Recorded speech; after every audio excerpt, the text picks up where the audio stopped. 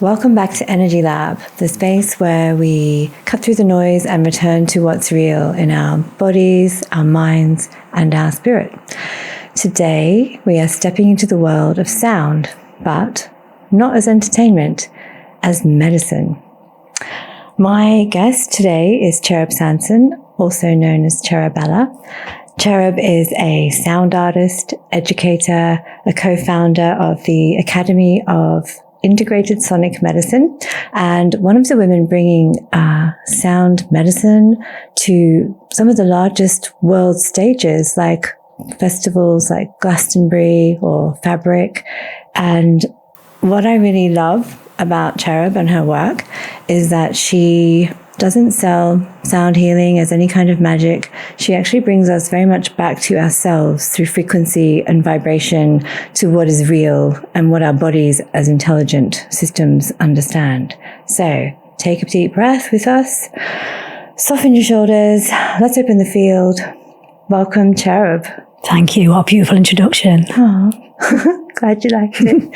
So for our listeners who are, let's say, completely uninitiated in the world of sound bars, sound journeys, gong bars, frequency, medicine, can we take a minute to explain what it is to people that just have no idea or have never even heard of it? Let's just start there, and then we can go deep on the nitty gritty. Great place to start. And I love what you said in the intro about me making it real. And I think that's the key with sound healing, is that it can be seen as quite a mystical, esoteric experience. But actually the mechanics of what's going on in the body are very human and relatable. So I think it's about demystifying what sound therapy is so that it can become more accessible to the mainstream. So what one would typically experience in a sound bath, a sound journey, sound relaxation, generally speaking, you would lie down, relax, get into a very comfortable, safe place, nice and warm. And the facilitator or practitioner would start playing some beautiful instruments, from ancient gongs to crystal bowls, voice bells, and guide the participants into a soothing state of sonic bliss by playing harmonious frequencies and tones that basically just help the participant to, at the very core level, relax. We're on this fight or flight mode constantly, and sound bath experiences help us to recalibrate back to our most natural state. So just through a very simple and natural phenomenon called entrainment, the harmonious tones from these incredible ancient and indigenous and some modern sound tools help to very slowly and subtly align us again back to the true version of us beyond the noise. Wow. That's a really, really good way of putting it. Yeah, I love it. I had so many things going through my mind as you were describing that, because I've been to many of your sonic healing sessions, and I have to say they've always been really incredible. That's why I wanted to talk to you today.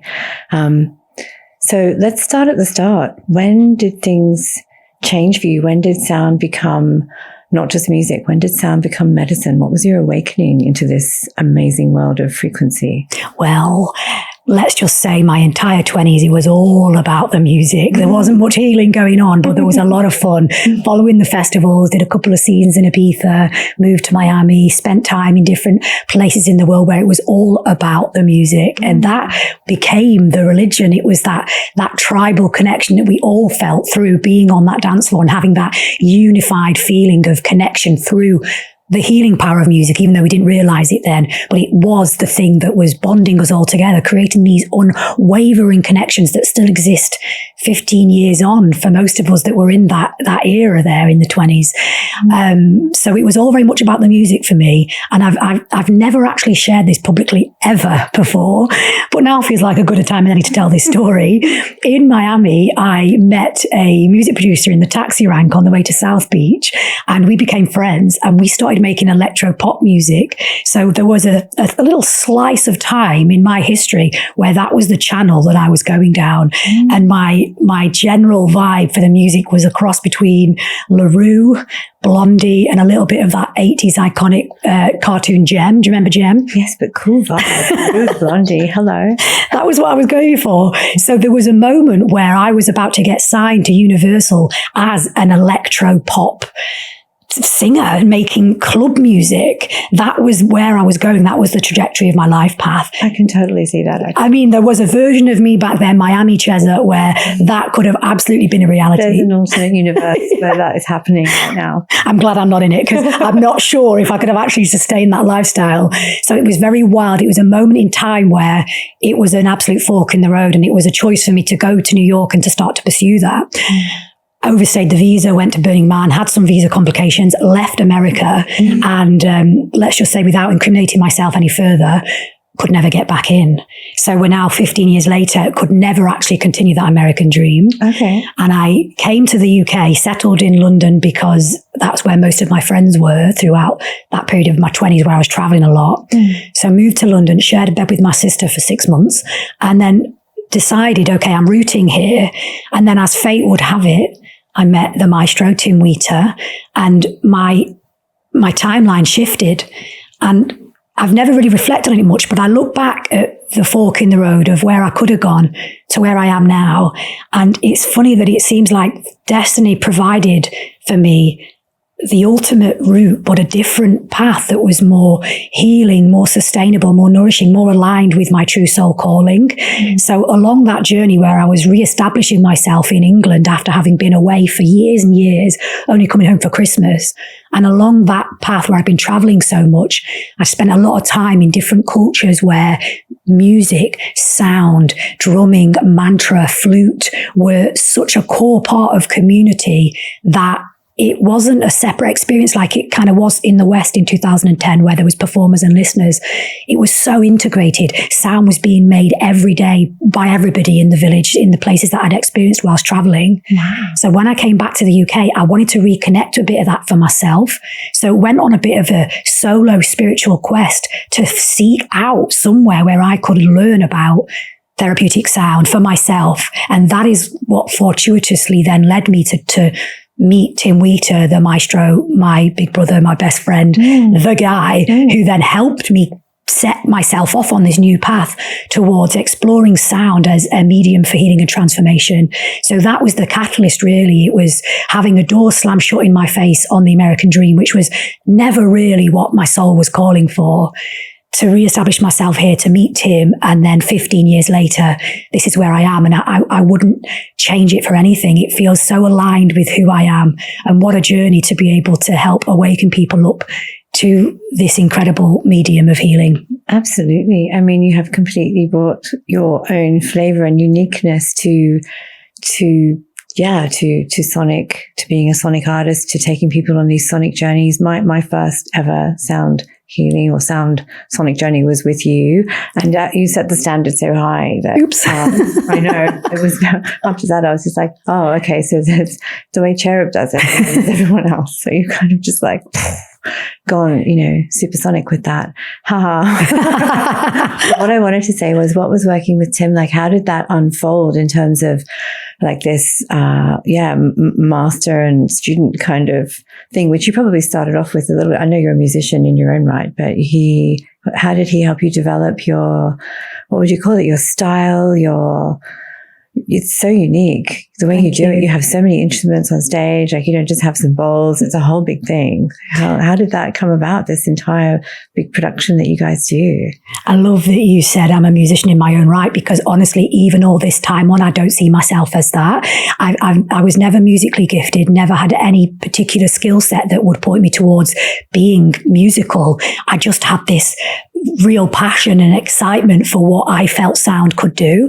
And I sought out Tim because I really feel so passionately about, if you're going to embark on any new endeavor, seek out the masters, because they will be happy to teach you everything they know, because there's no fear of competition, no energy around anything other than wanting you to succeed for the sake of the global vision of the thing that you're after. So seeking out Tim was the greatest choice and fortuitous decision. And how we came together was powerful as well. It was very synchronistic. I literally kind of fell on his lap in a way. And he was semi-moving towards retirement. He'd left legacy upon legacy, more than most people could even dream of by that point. So he was slowing down, and we met, and I asked him to train me, and he wasn't really on that vibe anymore, but we felt this strong brotherly sisterly connection. We both got the exact same color eyes, and there seems like there's a soul thing there.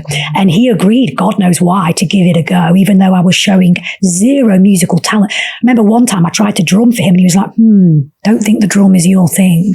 Obviously, fast forward to where we are now, and I can, drum as well as I would need to in this era of sound. But he was so patient with me, and I think he matched my commitment, because he saw I used to travel 4-hour round trip from East London to where he lived in Sussex to just sit with him for an hour and listen to him talk about sound, or get him to teach me the flute. And I was so dedicated, and I'd follow him around the country for free, and it'd cost me in petrol and time off work to go and do that, to learn from him. And then there was one gig, I used to just carry his gear. And then there was one gig where he let me play the chimes at the end. I was like, oh my God, I've got a foot in the door. And I played those chimes. It was chime time. Like, no one played them better than me that day.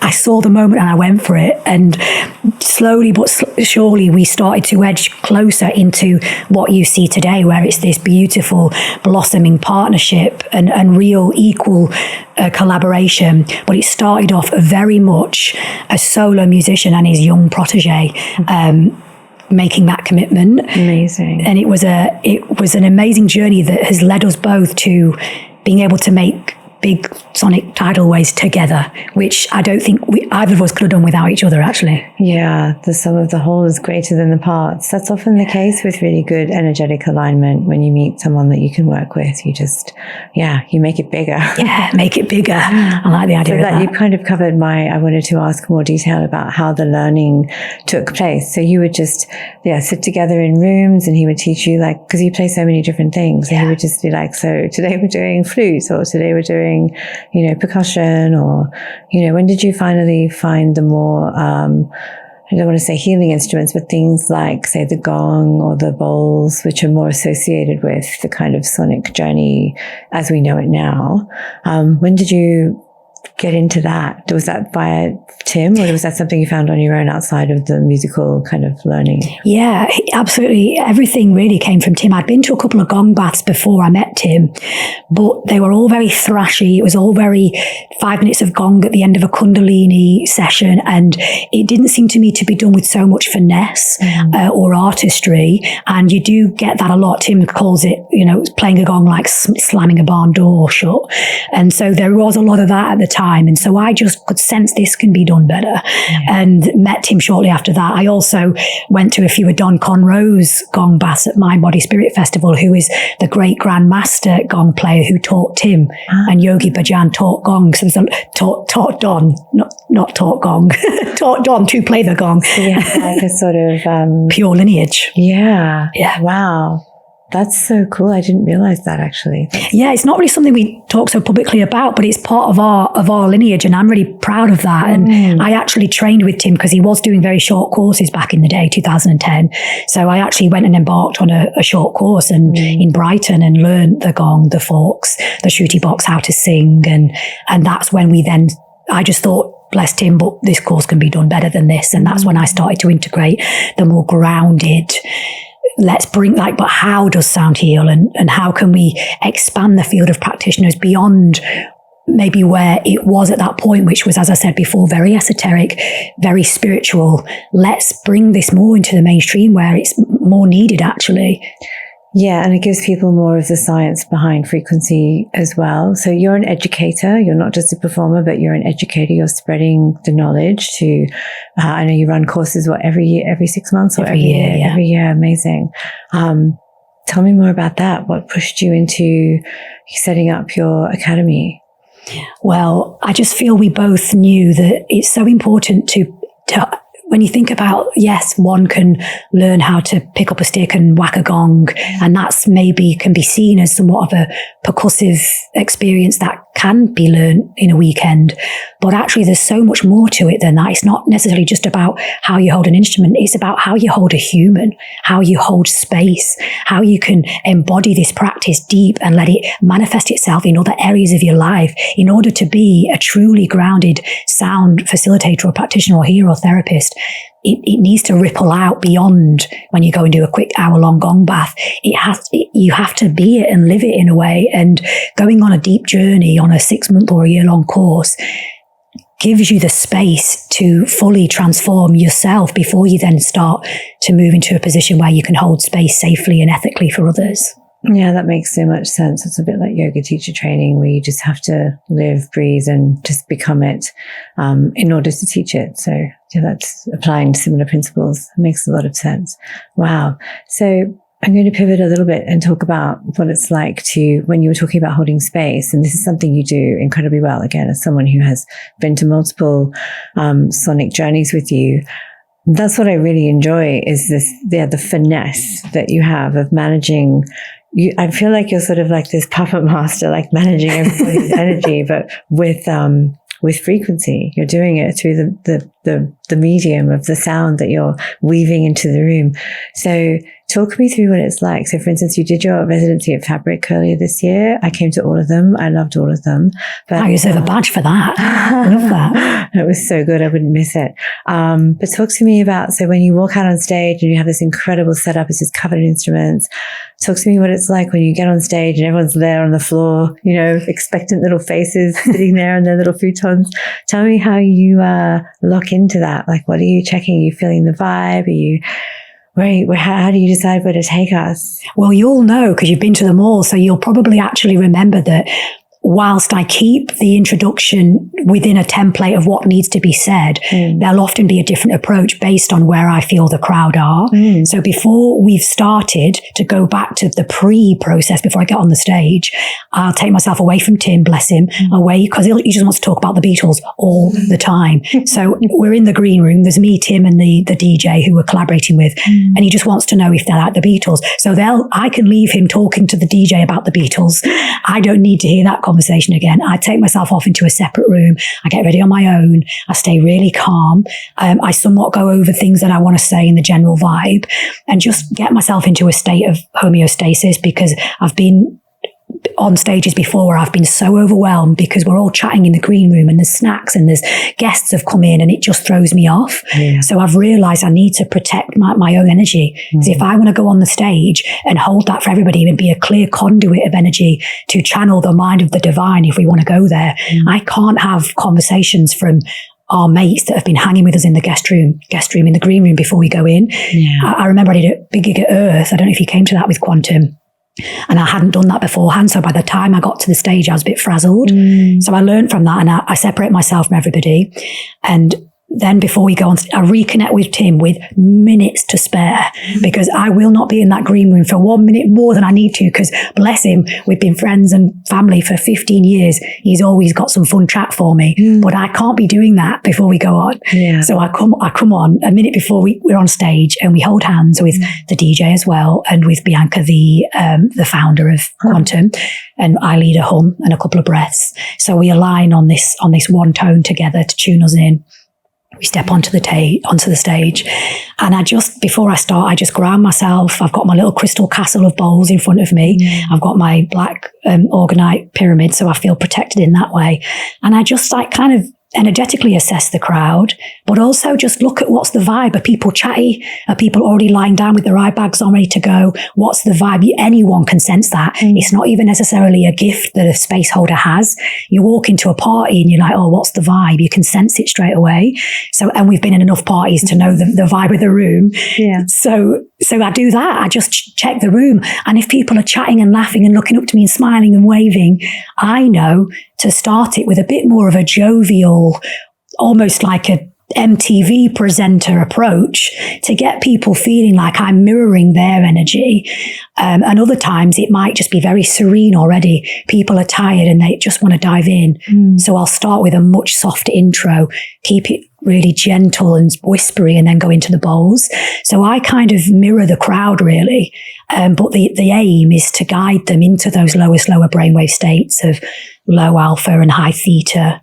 And you must see that happen. Like, do you feel that energy just kind of like not dropping, but just that complete, like, I don't know, it feels like you just sink down into the sound. That's what it feels like to me when I go to a sound bath. I feel like I just sink down into my lower kind of, more relaxed, more grounded space. Sink down into the sound. Yeah. That's a track title. I love that. Do you feel that? Do you feel everyone go? Yeah. Do you feel the room kind of just go, Yeah, it is exactly that. And you know, because you've been in the room, and it is like a communal exhale, like one special convergence of souls that all go, okay, we've tuned out from the stresses of the journey here.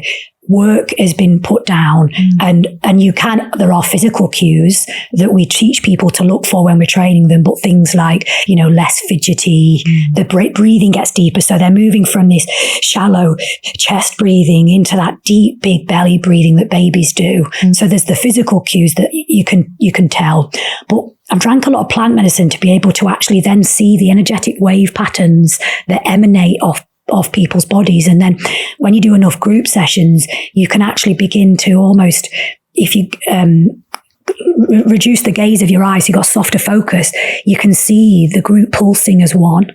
And you can sense where there's some denser energy over there that needs a little bit of a stronger gong crescendo to just pull them deeper in. And over time, and it's been years where I've been able to hone this skill, but obviously the plant medicine has helped me be able to switch, like the station on a radio, just switch the dial on reality a bit so I can see different layers of perception, and it helps respond with the frequency is going to have the desired effect. So let's talk about that. Let's talk about, you're managing people's nervous systems. Let's call it what it is. That's what you're doing. Let's talk about how frequency and the sonic effect on the nervous system. From my understanding, I know that toning the vagus nerve, like humming or specific frequencies, does put us into our parasympathetic state, which is the relax, rest and digest, belly breath, like you say, slower brainwave state. But yes, most people aren't there. Most people are in the other side of the coin, which is the sympathetic nervous system. So talk me through, do you choose specific frequencies to open with to get people from that heightened state to like bring their breath slower, to bring them into that more relaxed state? Are you kind of like designing that from the get-go? Are you like, I know what I'm going to do to you? Oh, I love the sound of that, the power. No, you know what I mean? It's like, it kind of feels like you do that. Yeah, I think it's a combination of a few different approaches. There is the more cerebral, I'm going to start with the C and the G, because that, through a process of actually helping to balance out left and right hemispheres of the brain, what the C and the G does. So say, for example, I'll be on a C bowl and a G bowl.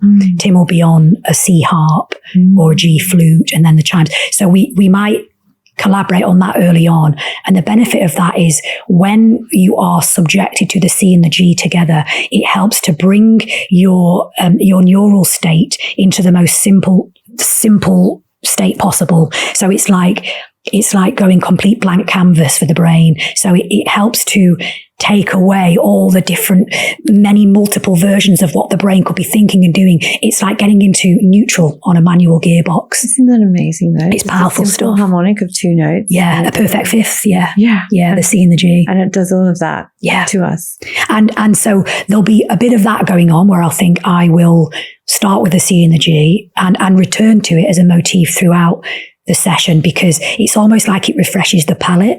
So if you were just completely always projecting this malaise of frequencies, pow, here, gong, bow, rah, it can become overstimulating in a way. And I'm sure there's people out there that have had experiences with gong baths where they've just been hammering you to the point where it can be a bit fragmenting. So I think it's important to always return to something that feels like a home note. So it doesn't necessarily have to be C and the G, but something that feels like a resolution in the body. Something not too challenging. Yeah, simple. Yeah. See, I've been to sound baths and I know people who have joined me at sound journeys, healing journeys, that have found some of the frequencies challenging, like in their bodies. It doesn't feel good to them. And they find it hard to stay in the room and sort of receive it. And a yoga teacher friend of mine who also does some, she plays bowls and does healing as well. She always talks about, and I think you probably have said something similar, she talks about the body's intelligence to receive healing. If you're in the room and there's healing in the room, the body will make the most of that scenario. Like, you don't have to do anything. Your cells know what to do. And I love that. I love that too. Yeah, it's like a hands-off approach. Yeah, I'm going to start saying that. Get yourself in the room. Yeah. So you agree with that? Like, I do now you've said it. I mean, I think that that's a really simple way of approaching healing. I think a lot of people overcomplicate this. And actually, it's a very simple process. We're all operating on these burnt out dreams. Me too. And as somebody who understands the importance of returning to our personal frequency, I too often get overly stressed, and you don't realize that until you come back to the breath. So by committing to this experience of being in a group environment with people that are all agreeing, yep, we're here to heal, as long as there is the willingness from the participant, and the facilitator knows how to guide a safe space that feels embodied. And I think it's important that they feel safe. I think that's it. As long as the participant feels safe, and too many mad gong peaks and jarring sounds and whacking crystal bowls is going to facilitate more fragmentation in the body, jarring. So if you can keep the sound journey almost drone-like at points, but then to rise to the peaks that will help to push those denser energies through that need to be shifted. That's what I was going to say. What do you think is happening? So when people feel this, when people feel it's jarring, because people ask me, because I love it. So I just lie there and I'm just like, give it to me. Yeah, nothing feels bad to me. It all feels good. So I'm always surprised when people go, oh, like this didn't feel good to me, or I didn't like that frequency, or I felt really uncomfortable for the first 20 minutes and then I relaxed.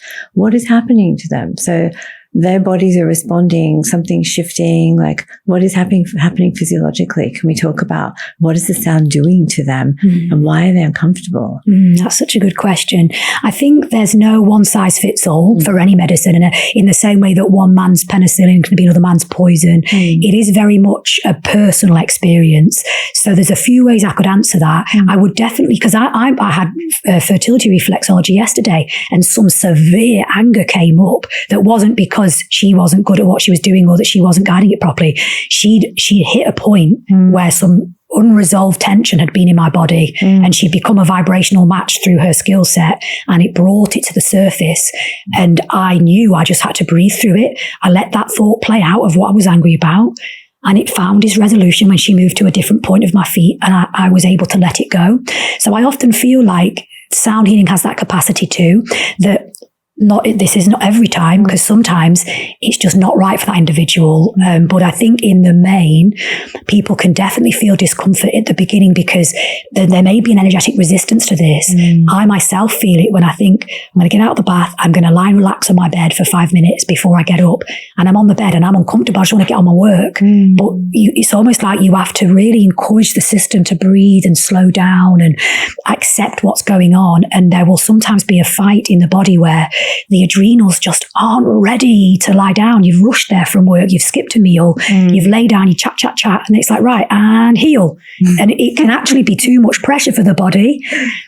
So I think it takes some time for participants to trust, to feel safe, to relax, to not get annoyed by the person snoring next to them or someone shifting uncomfortably. There's a lot going on. But I think if we talk generally, when discomfort, in my anecdotal experience of this, because it would be very hard to say it's the same for everyone, in my experience, when discomfort comes up, generally speaking, it is because there has been some suppressed emotion there, and whatever frequencies are being played have become a vibrational match for that, and it's shaking it up and rising it to the surface, and this person can feel anger or suicidal or sad, but almost trusting that emotional wave, trusting the experience, knowing that you're safe, knowing you can come back to the breath, and also knowing that you can leave if you want to. If you need to step outside, you don't have to lie there like a corpse. You can move, even just actually turning into the fetal position or sitting up and adjusting the composure can shift the way the energy is moving in the body. So you don't have to lie there and feel helpless if it's too much.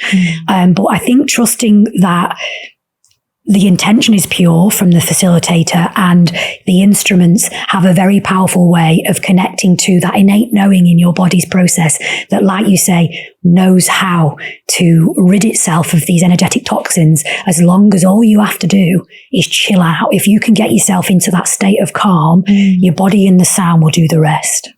It's so true. I was reminded then when you were talking about things that come up. Yes, I've had sadness move through me unexpectedly. I think that's the other thing. You're turning up, you're like, oh, it's a healing journey. It's all going to be softly with kittens and, you know, sparkles and lovely. And then there will always be sparkles, let me tell you, if I'm there. And here's to that. But no, and then you have this kind of shock, like, oh, wait, this is brutal. Or I'm having a wave of sadness, or I've woken up with tears coming, well, not woken up, but like become aware that there are tears streaming down my face. And it's not that I'm having sad thoughts. It's just a wave moving through me. And it's just so beautiful that the body will allow you to release that. And again, you're not having to sit through like a therapy session. Not that there's anything wrong with therapy, but it's way less work.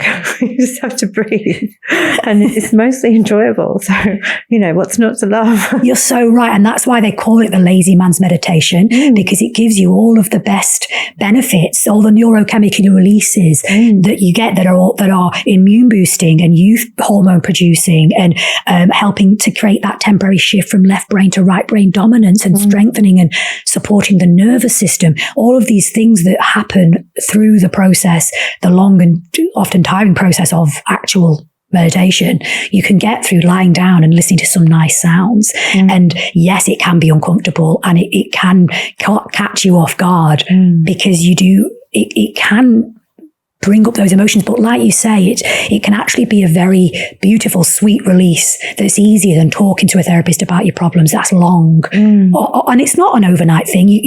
I think the more you go to sound experiences like this, the more your nervous system trusts it. I've got a friend who came as a favor to me back in the day, wasn't into any of this at all. And she realized pretty quickly that the more she came to it, the quicker her nervous system relaxed into it. So like for you, you've been a load of times, you know what to expect. And often for some people, because they've been a lot, as soon as they hear that strike of the tin shards, ting, it starts. They're like, and breathe. I'm home. Exactly. No, I think I have that response to it. I just love it. And there's been, some very deep and incredible like visions for me when I have been at your sound journeys. They've just been deeply moving. Beautiful. And where do you see it going? I'm pivoting slightly away from our questions, and I'll come back, but just because this is so much fun, where do you see it going in the future? Like, what's your utopian future for like sound, like sonic healing or sound journeys? And how can we get more people to understand how effective this is as a therapy, because it is a therapy, it's medicine, and to understand that it's just such a beautiful, clean way of healing. How do you see the future? Where do you see the next 10, 15 years going? Because it's definitely become a much bigger wave. It's still cresting this wave. Like it's, where do you see it going? What's your idealist vision of the future for sound? Oh, what a lovely big question. I'm only just getting started here. I know. And I look back at 2010 when I first emerged into this and where it was then. And I put together like a 10-stage strategy of what we need to do to get it to where it needs to be, so then I can activate the next phase. And we're coming up to now the final part of that 10-stage plan. And I won't bore you with the whole steps, but it goes from everything from firstly setting up the academy, expanding the field of practitioners, getting more people out there. We've trained students as part of our sound family as far flung as Alaska and Mexico. So it's out there in villages where it wasn't before. So we took care of that. The second thing was getting into corporate, did that. It's happening all over corporate now. Third, get it in the press, done. Get it to festivals, done. Collaborate with DJs and music producers to make sound healing cool, done. So there's been a few phases like that where we have worked hard and tirelessly at pushing slowly and nudging this, I don't want to call it an industry because that feels too mechanical, but this field forward, moving it more and elevating it up to more mainstream awareness. So as we're now coming to the end of that phase, we're now moving into the next plan, because I'm in no way working towards retirement here. I do this for life. So I think the future for it is that it is more widely accessible in hospitals, rehab clinics, prisons, nursing homes, schools. Me and Tim really, really quite strongly want to get this into the main curriculum in schools. It would make such a difference, wouldn't it, for kids if they just knew how to hum? Totally agree with that. I know my son's now 16, and I know when he was in primary school, so say 10 years ago, they were introducing then meditation and mindfulness in schools. Nice. So they're teaching children at primary school age, certainly in this country, and I think they do it in other countries as well, to have a little bit of mindfulness at the beginning of the day, sometimes at the beginning of each lesson. And for me, that was a huge leap in just teaching children to at least attune to their nervous system, if not fully manage it, because kids are quite hectic. But at least they're taking a minute to just check in with themselves. So now we're teaching younger generations to check in with themselves. Now I see this as the next step. It's like, right, so you've checked in, you're breathing, but now you can actually trigger some healing, or even just some well-being. Like I love all the gongs, like the different gongs have different things, like the earth gongs, and they have kind of different meanings. And I just love the fact that that even exists. Like, wow. Exactly. Yeah. So I love your vision of it being in schools, hospitals, prisons, places where people actually need to be brought back to their calmer selves on a regular basis, especially if you're around a lot of people all the time. Like, totally. And busy, stressful city life. And there are already things like medicineless hospitals in China where they work with sound and specific energy, hand directional movements. And I remember Greg Braden told me once that there is this medicineless hospital where they actually managed to shrink a woman's tumor in real time through repeating ooh, sa, which means already happened. Very advanced practitioners. That sounds great. I assume so. Yeah, it probably is. And in fact, I couldn't actually fairly say, but it sounds like it could be. Yeah. And that woman walked out of the hospital with her tumor that had been significantly shrunk. So whilst we see that as a miracle, other civilizations and cultures are seeing that as a technology. So what I'm loving so much about the way that this field is moving is it is moving into the mainstream. There's more science now to back it up. There's people wanting to collaborate in more of the music field, from fabric to Glastonbury, like you said. So there's more attention on it. So the rave community being part of this will have a massive shift in how it's viewed, because it's always been very spiritual, very exclusive in a way. Like if you're not part of that tribe, you wouldn't even have sound healing on your radar, never mind be going to it regularly. Whereas it moving into the rave space and into festivals and onto the radio, into movies. I hear crystal bowls on movies more now. I'm so tuned in that there's lots of sound healing things being used. Soundtracks. Yeah. So interesting. And in advertising. Yeah, really. Yeah. Wow. I'm hearing frequency, like not even binaural stuff, but I'm just hearing things that I recognize from like my yoga or breath work kind of backing tracks. I'm like, oh, I know that sound. That's interesting. It's in a car ad now. Okay. So that's fascinating. So you mentioned Glastonbury. You played Glastonbury this year. Oh my God, we did. Oh my God, how cool was that? It was one of the milestones of my 15-year journey. Was it like? Tell me, walk me through it. Walking out on stage at Glasto. It was so powerful. And the quantum project that I'm part of is easily my greatest excitement right now. It's something that I've always wanted to do, is to contribute to fusing the electronic and the esoteric. And we're finally doing it with amazing electronic pioneers like Daniel Avery, who is the co-founding artist of Quantum. So he's alongside us throughout and comes into it whenever he can. He's super busy and traveling the world, but when he's in it, it feels like such an honor. His soundscapes are incredible. Yeah. And so we get to work with real world-class artists like Wata Igarashi and Hannah Holland, and incredible musicians in their own right. So when we got the Glastonbury gig, I've always wanted to play Glastonbury, refused to apply the traditional way. I thought, I'll wait, we'll be asked. Took 15 years, but they came to you. Yeah. So we finally got there, and it was the most magical experience. I was nervous. I had my black quantum cat suit on with me Robert Palmer High Pony, which is the uniform. We think, we're Michelle Pfeiffer Catwoman. That's the brief. And absolutely. I mean, if you want to take sound healing into the rave space, you've got to dress differently, I think, to be a bit more acceptable and relatable in that field. Oh yeah. So it's got to be a cat suit. There's really no rules.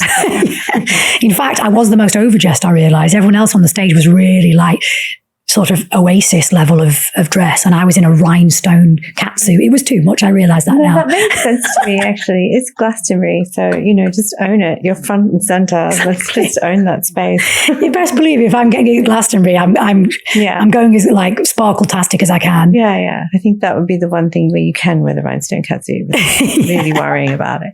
Amazing. And how did that feel? How was the crowd? Oh, it was actually we did 2 gigs. We did the Thursday and we did the closing ceremony on the Sunday with a John Hopkins piece and a Max Cooper piece straight after us. Wow. And so it was a whole 3.5 hour gig, and we did our bit, and then I introed each new artist after that.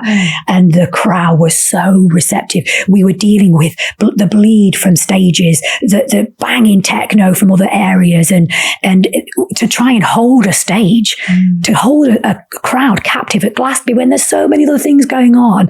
And it was a full crowd and everybody was doing it with us, and we could see, because the spotlights are on, and we could see how with us the crowd were. And it felt like a real moment in time where we've made it. We've actually got to that point where it's crossed over into the cool section of music, and it's no longer just seen as a spiritual healing tool. This can be both entertainment and transformation and inspiration, and it just feels like the sky's the limit with quantum. Yeah, it's healing entertainment. Yeah, the best kind. It kind of is, yeah. I mean, I think raving is healing entertainment in its own way too. Me too. And it's that tribal connection. That's how it all started for me. That's how I even fell into this. Yeah, and you can so easily jump back into that. Like I haven't raved for many, many years, but when I do find myself at a gig, it is such a good familiar feeling when, there's just a good beat going, and you do feel that oneness when everybody's just kind of on the same vibe as you. And it is a similar oneness that you feel in a yoga class or in your sound journey experience when everyone's on the floor and you feel everybody's energy just sort of align. It just really, as you say, you can become aware of this lovely kind of pulsing wave. I also notice in yoga, I'm a yoga teacher, and I notice when you do, when you start with an om at the beginning of the class, you do 3 oms, it's very discordant at the start. Everyone's all like, it's Tarzan. Cat's choir, it's bad. And then by the end of it, everyone's been breathing in synchrony with each other for an hour. And after you breathed in a room with 40 people together, the last om that you close with, it's just harmony. Wow. That's completely unplanned. People just open their mouths and and it all comes. It's like a completely different sound. And I always just think, wow, everyone is just, their energy is now just aligned in this beautiful way. And that's what you're doing. You're gathering this kind of, everyone's sort of very different energy into a room, and then you're just kind of like, putting it all into one beautiful, slow, healing kind of frequency. It's magic. It is magic. I know you don't call it magic, but I think it's magic. If you feel it, you know it. And that's called sympathetic resonance. It's everybody aligning together as one through the primordial sound of creation. It's the most sacred sound, and it really helps people to return back to their own home soul note. And isn't it funny how we seek that out in all these different ways? Yeah. We go to meditation classes, or we go to yoga classes, or we go to sound journeys. We're seeking that. We're all looking for it. Yeah. And it's looking for us. And the best way to do it beyond all of this is just get you back against a tree. I think that's the quickest and fastest way back to source with some humming. Oh yeah, humming. So talk about humming and toning the vagus nerve. That for those who don't know, can you talk us through that? Because I feel like that is something one can do for oneself any time of day. Yeah. So for those who don't know, can you explain how that works? Yeah, I love that you mentioned that earlier. You're tapping into something that is the most accessible level of sound healing for free, that you don't need to spend $3,000 on an antique gong. None of that. You don't need to leave your house and go to a gig. You can just sit with your own vibrational tool of resonance that exists where you can feel it in your chest cavity. If you just committed to 5 minutes of humming whilst driving, whilst washing up, whilst breastfeeding, whilst walking, it doesn't have to be a thing that you commit to like a spiritual practice in lotus position. It can be done anywhere, in the shower. And what happens is it's releasing nitric oxide in the nasal cavity, which is actually the same thing that's happening when I spoke earlier about the C and the G. The key to moving between the different neural states is nitric oxide. So the more nitric oxide we can release into our system, the easier we're going to be able to move into different neural states, and the more better equipped we are to basically deal with life. So through humming, we release this nitric oxide, which then filters into the body and helps us to detoxify our organs and strengthen and stimulate the vagus nerve and oxygenate the cells.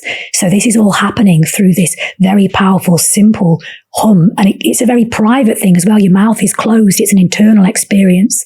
You can feel it in your throat, in your chest. You can actually direct the hum to different parts of the body. It's accessible to all. And it is, I believe, the most potent tool on the planet in terms of sound for accessing that state of homeostasis, more than a gong, more than a bowl. And isn't that just amazing that, you know, you get to, I've got to adulthood and had to learn that, Yeah. you know. I learned it about 5 years ago from Jonathan Goldman. There's a whole book called Humming or something. Everyone should read that. Like me, well and truly into sort of, you know, midlife before I learned these things. I learned it with the yoga teacher training. But yeah, it blew my mind because we learned something called bee breath. And you've probably done it where you put your, Yes. yeah, and you hold your nasal passages closed and you take a deep inhale and you kind of it out and you have your ears blocked and your eyes covered. It's really cool. So you go very internal and you just vibrate. And it's a similar thing. And that's coming from, well, let's see, the Yoga Sutras are like, well, they were written down about 1500 years ago, but they were passed down orally for probably 1,000 years before that. So this is an ancient practice. Ancient knowledge. Yeah, ancient knowledge. And yet in modern day, we have no idea. God, that's giving me goosebumps just to think of that, our connection being severed in that way, and without going too far into that path of why and the intentions behind that. It's amazing that we're all starting to wake up to this ancient remembering. And I think that's why, you know, we speak often about the science compared to spirituality of sound. It feels right in the body. It feels like a knowing, like when we train people or when you go to a sound bath as a participant, this feels right to me. And so when you're humming, I mean, imagine if they taught that. Well, maybe they do in primary schools, but it's such a solace in times of darkness or challenge or an overstressed, burnt out system. Something as simple as the hum or the bee breath, as you say, these are tools we should all have. I actually can't wait to have a kid so I can tell them. Yeah, self-soothing tools. Yeah. I mean, we all need self-soothing tools. They're way better than going for a glass of wine. Although that's quite nice too in some situations. That is quite nice. It's true. Yes, I think there's so much self-soothing we can do, just as you say, without having to buy anything, go anywhere, do anything. You have you have the tools. They're already in you. Yeah. You just have to take a minute. As you say, you can even do it on the fly. You can walk the dog and hum.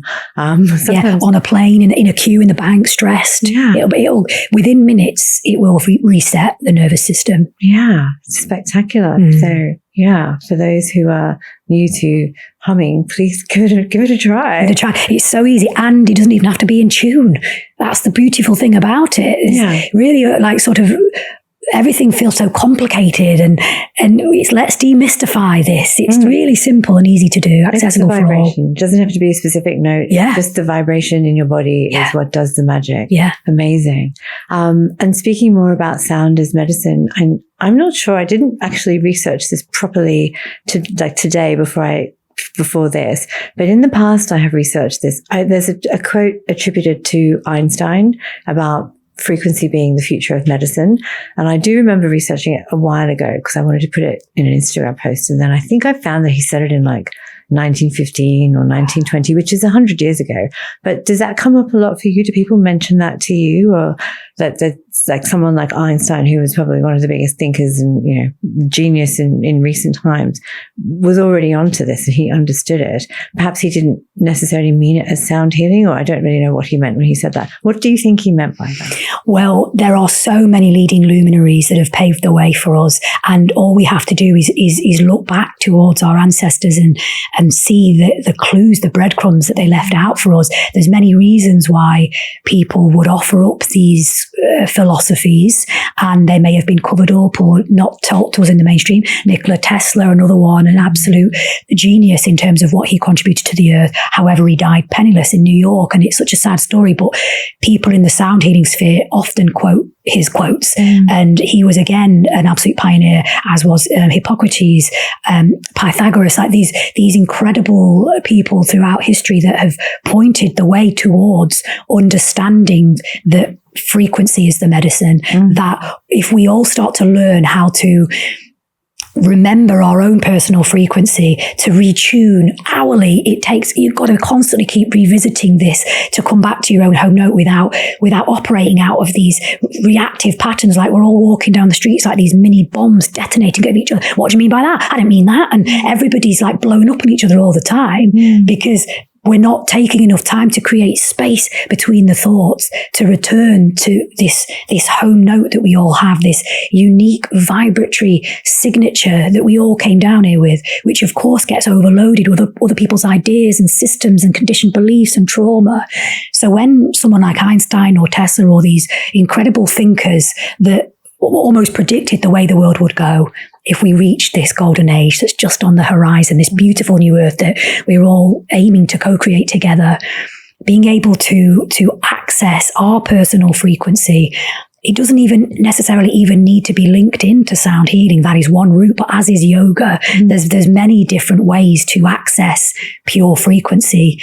And I think if we all start to learn how to ride our emotional waves and stop just reacting whilst in that wave, you've got to feel those emotions, absolutely feel them all, the full spectrum, but don't make any decisions or respond to an email or blow up at a colleague when you're in the crest of that wave.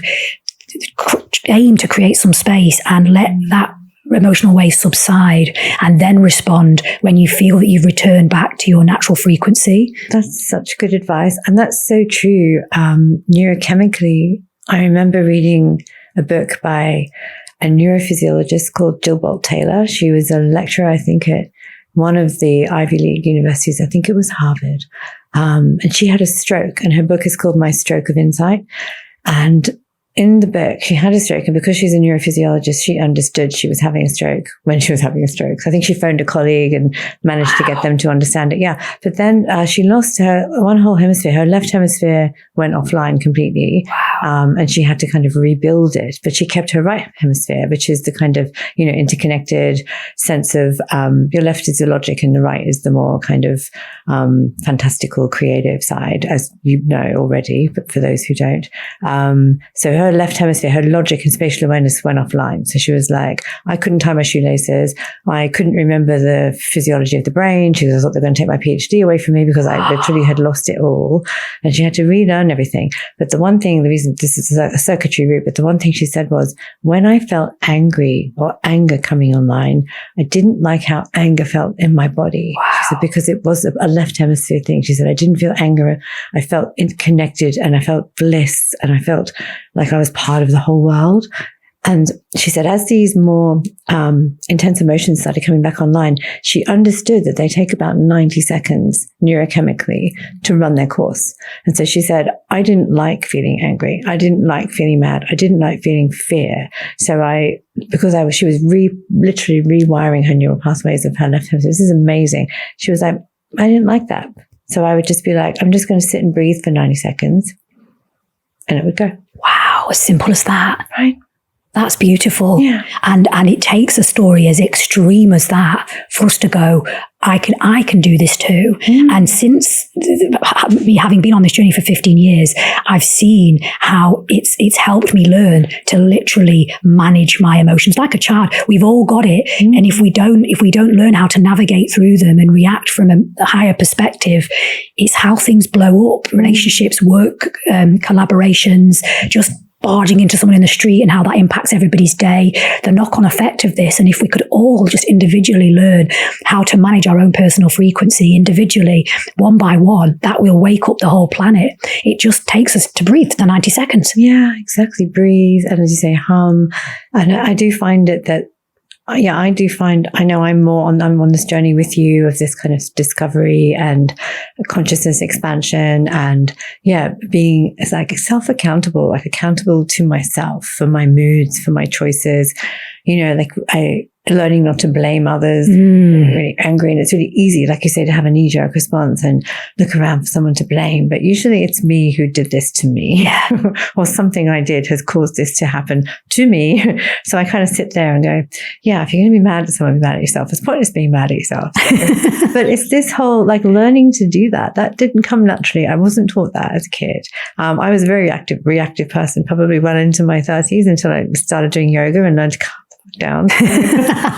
It's very interesting. We've all had to find it again.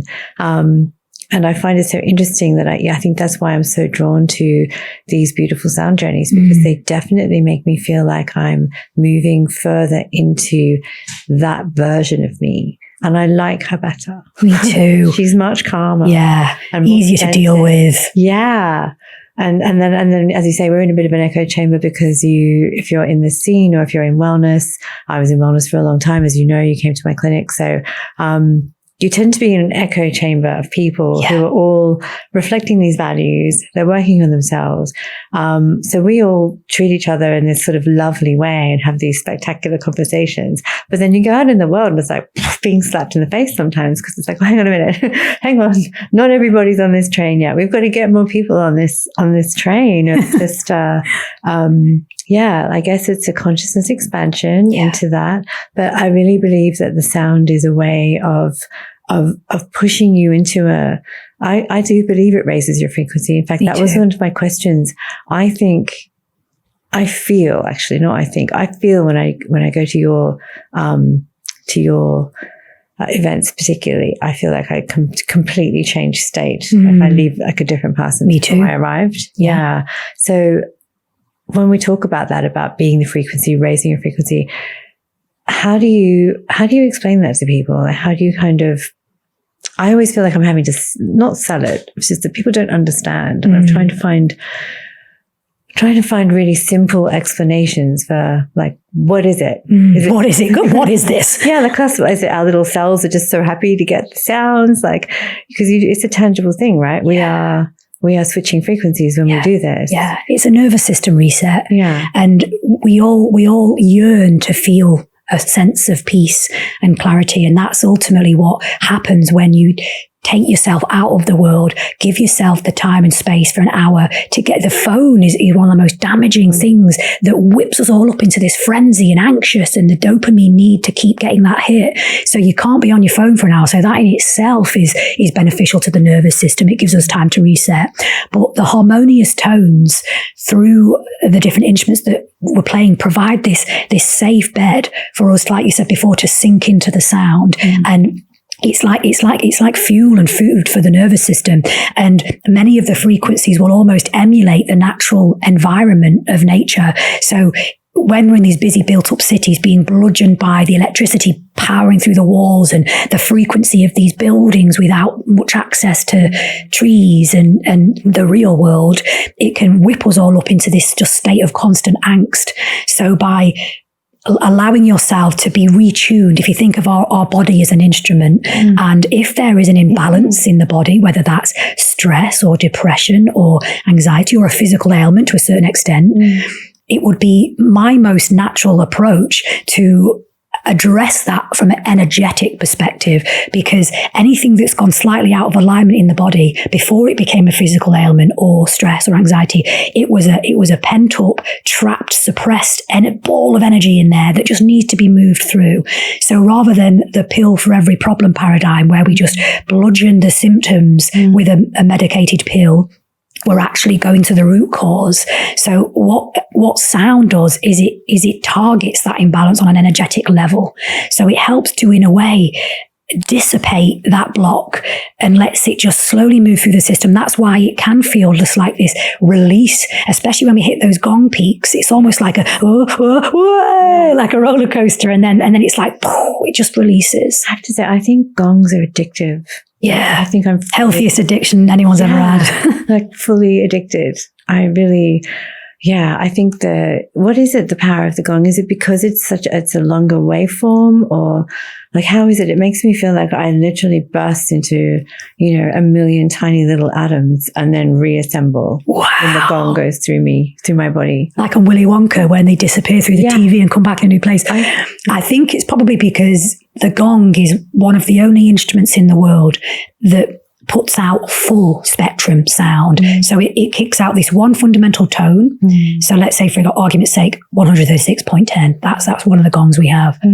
C sharp, 5th octave, puts out that. But then it's also putting out this world of overtones and undertones and harmonics upon harmonics within harmonics, like a dream within a dream. And it's endless and infinite. So when you are lying down and in close proximity to a gong, there's an excellent chance that there is a frequency within that bandwidth of sound that is going to target an imbalance in your body that just needs to be moved through. Whereas the voice or the flute or other instruments might be a little bit more limited, is the wrong word, but a smaller scope of the range of what they can express. It's like a blanket. Yeah, gong blankie. Yeah, exactly. Yeah. And I know you probably don't have a favorite, but you have bowls, you have crystal bowls, you have gongs. There are so many instruments on stage. There's flutes, there's all kinds of like shaky, rattly instruments, like cactus things and cactus things. Do you have one of those inside out cactus things? I do indeed. I've never heard it called that, but I'm going to call it that now. What is it called? It's like, I think of it like a sort of magic stick. Like, what is it? I'm going to call it the cactus thing. I'm not prepared to tell you the real answer. Okay. Well, it's got something in it. It sounds like rain. Like, it sounds incredible. And there's also it looks like a sort of seaweed thing. The monkey nuts. Yeah. Exactly. Okay. I don't know what they're called. I love how much you know about the sound kit. That is advanced. I mean, sometimes I look when you're playing. Mostly my eyes are closed, but I'm just curious. You have everything up there. So what do you like? Do you have a favorite? Do you have a favorite just for you personally that you like the feel of, or do you have a favorite that you like because it has a certain effect on the participants? It's the Native American flute. Yeah, which isn't traditionally always used in sound baths because it's a melody that often calls the participant to listen. So it's important to play it very soft and drone-like, almost like a shepherd calling his flock to home in the distance in the mountains. That's what you want to aim for. It's probably, from more of a meaningful perspective, my favorite because I trained under the Maestro and he is a incredible flautist. And so it's our connection. He taught me that. And when he's not here anymore, which is a terrifying thought, I'll keep playing the flute as he taught me, the flutes that he gave me. And I take that role very seriously. So I don't play the flute very often at our gigs. You won't ever see me do it because Tim is so masterful that I think, why would I do that? I'd play the flute I play the bowls while he plays the flute. One day, and I pray that day doesn't come anytime soon, I'll be playing the flute solo. And every time I do it, it will be in ultimate honouring of the Maestro. So that's my favourite instrument. That's also, that's sort of the shamanic way, because the master passes on the knowledge and the tools, and then, the next person carries on the legacy, and then you pass it to someone else, or you're actually passing it to multiple people because you have an academy, which is amazing. How wonderful. That makes sense, because the flute does feature quite a bit in beautiful performances. Cherub, when I Google you, because I had to research you, even though I know quite a bit. But the thing that comes up a lot is protectress of high frequency. And I love that. Like, I love that title. Talk to me about that, because that makes loads of sense to me, but I want to know more. Where did that come from? Well, I don't really resonate with the title sound healer. It's got its own connotations. And I landed on that because someone once called us the Masters of High Frequency, which I loved. And it stuck with us. And then it became a bit of a tagline. And then as I've moved into some more solo endeavors, the word protectress for me just feels like a soul quest. This is what I came here to do. I am so supremely dedicated to waking the collective up to the power of their own personal frequency that not only does it mean that I aim to protect the frequency of the collective, which is an absolute divine assignment that I am here for 100%. But it also means you're safe with me, whether it's in a gig, whether it's at a festival, whether it's we're having a matcha in a social situation, your frequency is protected by me. And I just want people to feel safe and calm and protected in my presence. It goes massive to that just resonates so much with me. That makes total sense. Yeah, I just think protectress, but I think kind of like lioness. Yeah, exactly. Like fierce protectress. Yes, exactly. If those measures need to be taken, I will go there. Yeah. No, I think, we definitely, our energy is safe with you. And yeah, you definitely are representing with the high frequencies. Amazing. And that brings me to the next, quite naturally to the next thing we haven't talked about yet, which is your sister sound circles. I'd love to know more about those. I haven't been to one of those, and I know I have friends that have been. So I'd love to know more about that. What was the driving sort of influence in setting that up? Because it's such a beautiful concept. Oh, it's my heart. It's the thing that's in my heart. It's my solo endeavor that was the first time I stepped away outside of the collaboration with me and Tim. And it's the thing that makes my soul sing. Not only is it a lifeline for me as an event holder, but it's the same for all the sisters that come. And I first decided to do it because back then, like 2011, 2012, there weren't weekly singing circles all over London like there are now. There weren't weekly gong baths. It wasn't like that. Spirituality was still very tucked away. You had to seek it out. It's everywhere now. But for as far as I'm aware, it was the first singing circle that I knew of in the network that I was in. And it was really new and I didn't know how to host the space. And I think a fight broke out on the first one we ever did because there was this whole conversation about the divine masculine versus the feminine. And two women stood up and one almost left. And so very humble beginnings. And then over time, I managed to hone the offer and work out what it is. And now it's this 3-hour event where we sing medicine songs and folk songs and mantra and silly songs I make up in the moment and everyone goes along with it. Sometimes Disney, depends what comes out, naturally what the mood needs. And then we share for an hour, which is the most powerful thing. Just hearing everyone else's story reminds you that you're not alone and we're all going through very similar themes. And then we close with a soothing sound bath at the end. And I've taken this concept to Egypt. I've done 2 Sister Sound Circle Egypt trips. So we've sang together in the pyramid all together and we've sang on the River Nile and I've done different variations of it. And we now host the monthly in London. And it is the thing that gives me the support I need energetically to keep going.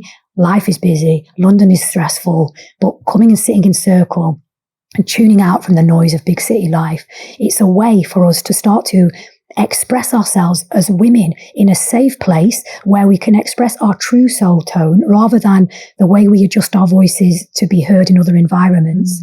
And if you think that the female story and the female voice has been suppressed for centuries, so much so that we've almost lost how to express ourselves authentically. So being able to gather in a safe space, it's been occurring through the ages, women gathering and teaching each other through storytelling and song.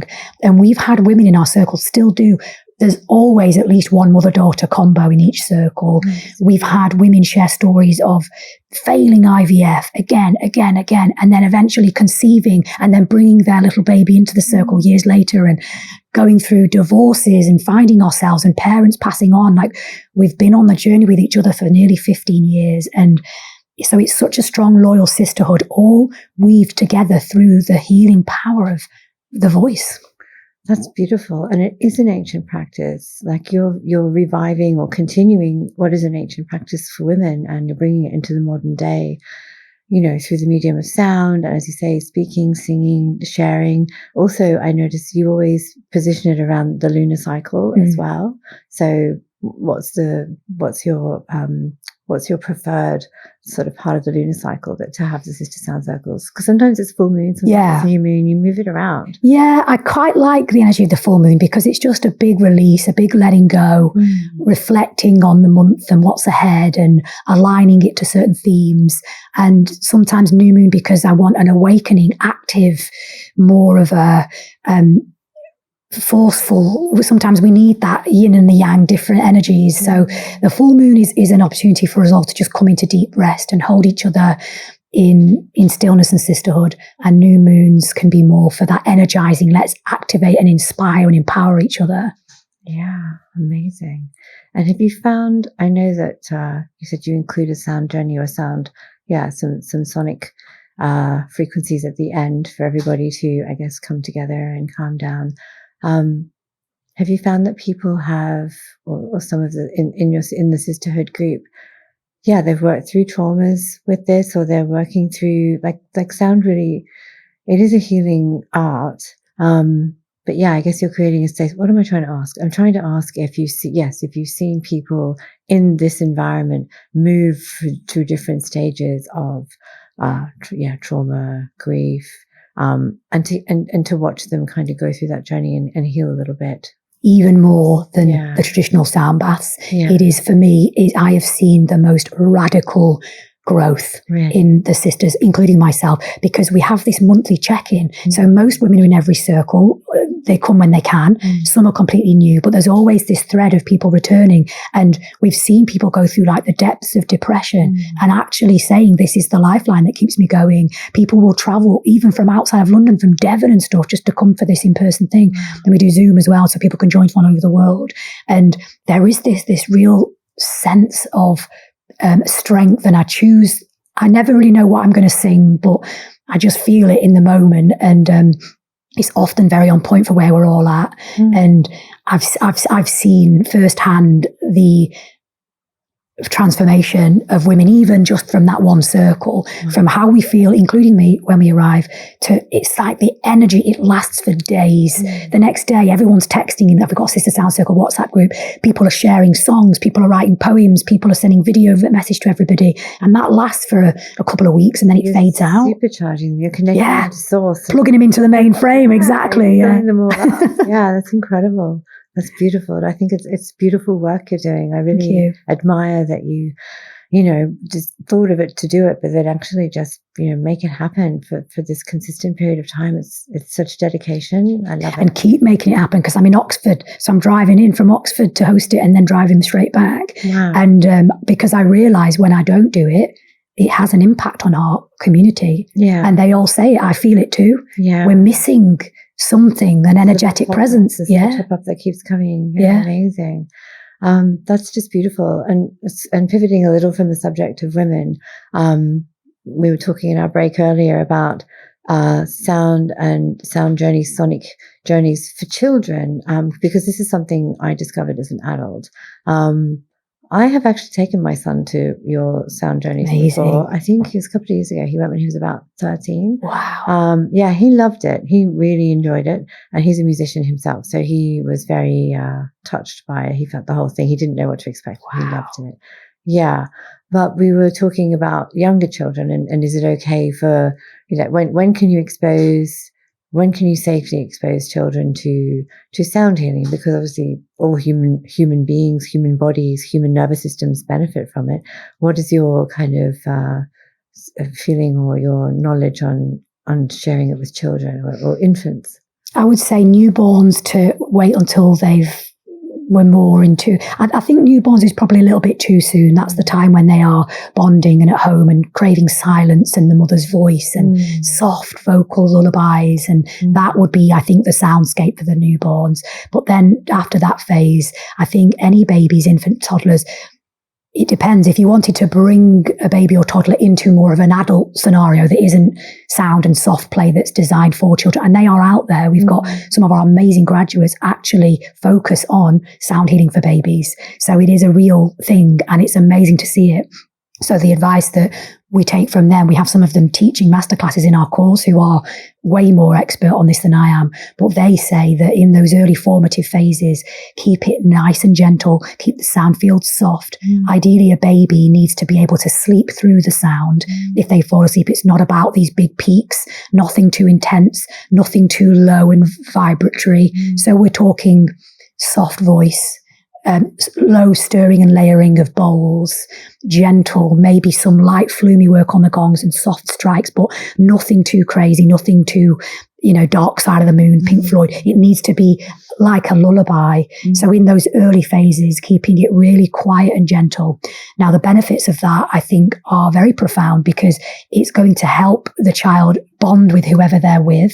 It releases these incredible neurochemical effects in the body that will bond the parent and baby together, and will give that child a sense of early peace.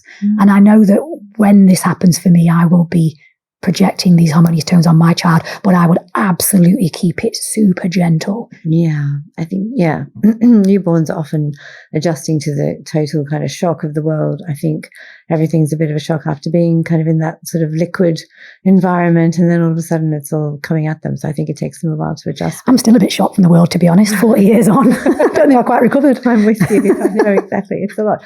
And so this brings us nicely to a pivot to the next thing. We touched on it earlier about the future of sound, or the future of sound, frequency healing or frequency medicine, where it's going. And I love that you have a vision for that. But what's your most unhinged, imagine like a future, Star Wars future, like crazy future. Could we build a world where instead of being bombarded with nervous system, kind of jagged nervous system antagonism, is there some way that we could build a world where we're constantly having sound healing, frequency healing, rather than the opposite? Can you see that way that would work? Have you got a vision for that?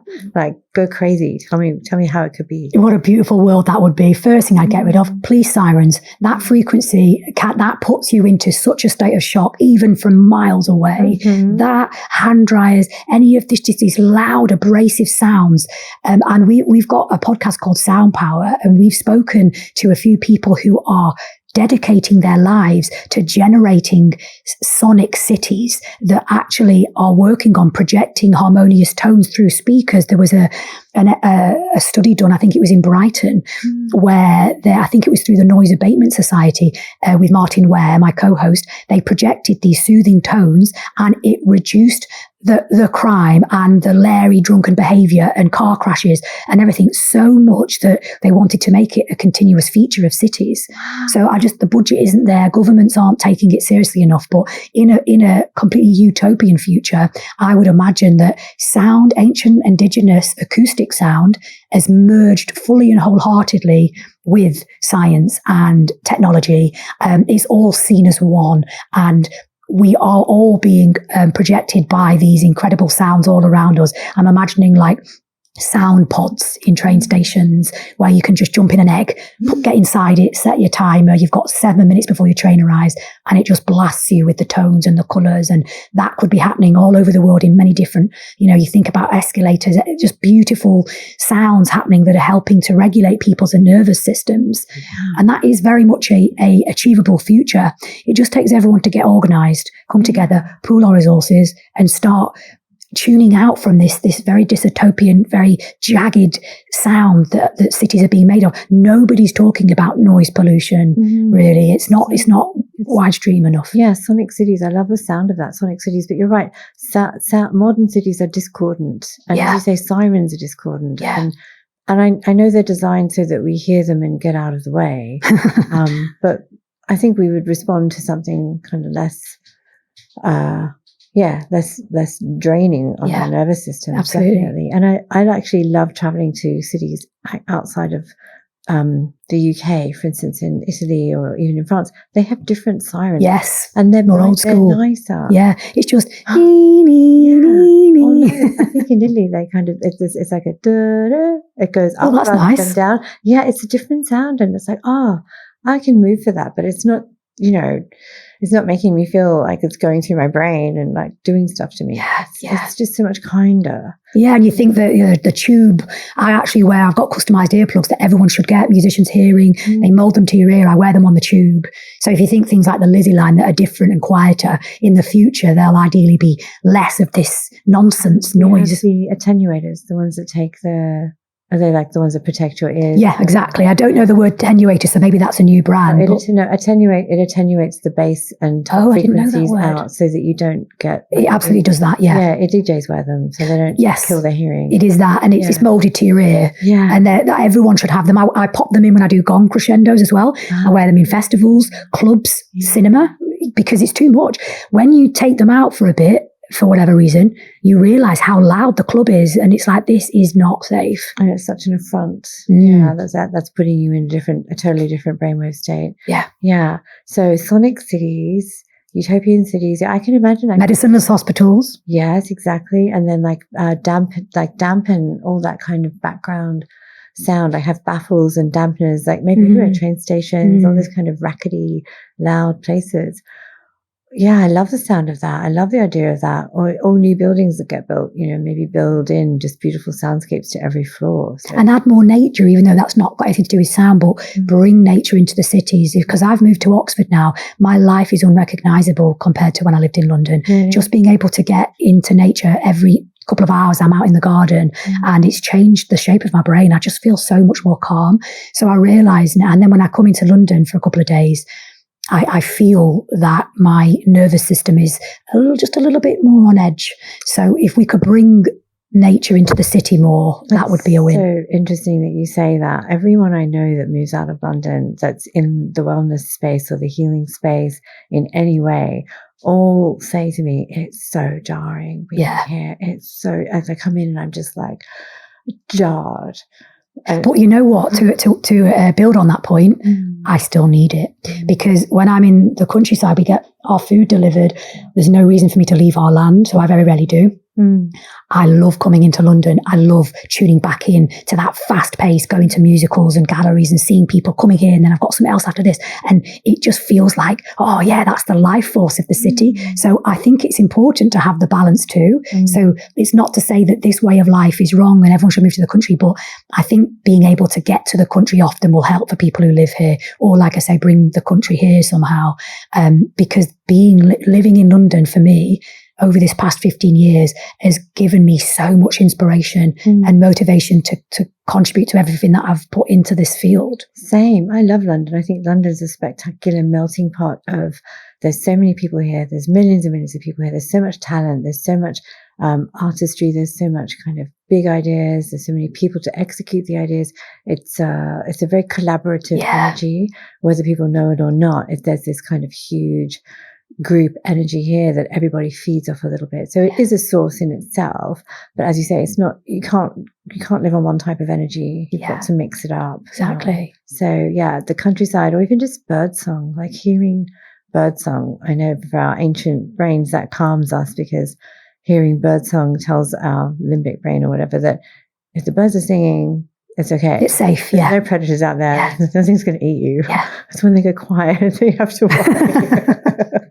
It's a scary thought. But that's what we respond to. That's why we love birdsong, and that's why we respond so well to being out in nature, hearing the wind in the leaves, and crickets. And waves help to low and slow the brainwave state. So it is just about retuning to nature as much as we can, and that's why, to return this to sound baths, that's what you get. You are refreshing the system, and it can feel like a walk in the woods, and you open your eyes and then you're back in the city. Oh yeah, so it's that blanket you're taking people on a journey that covers all of those kind of natural frequencies. So the sound of waves, the sound of wind, the sound of birds. It's all in there. It's all represented in those beautiful frequencies that you share. Amazing. Well, I mean, this has just been the most incredible conversation. It's been my favourite conversation ever. Oh, same. I love it. I could talk about this for hours. I've loved doing this deep dive. I think we've kind of pretty much touched on most of the things I wanted to. If I remember any huge things, I'm just going to have to get you back and we'll do another episode. Get me back. I'm not leaving. This is the happiest I've ever felt in London. Oh, no, it's been amazing. So Cherub, thank you so much for being here and doing a deep dive with me on all things frequency. I think you embody the protectress role so incredibly well. have huge amounts of admiration for you, and it's clearly a calling for you, and you are just delivering like an absolute goddess. So please keep going for all of us, because we need you. Thank you so much. The planet needs you. And that's been Energy Lab episode 3. Thank you so much for joining us. And if you know somebody who may benefit from hearing this, share it with them. And if this becomes part of your regular ritual for yourself, then subscribe or leave a comment or suggest a guest or a topic. And we would love to cover that. So see you next time. Thanks.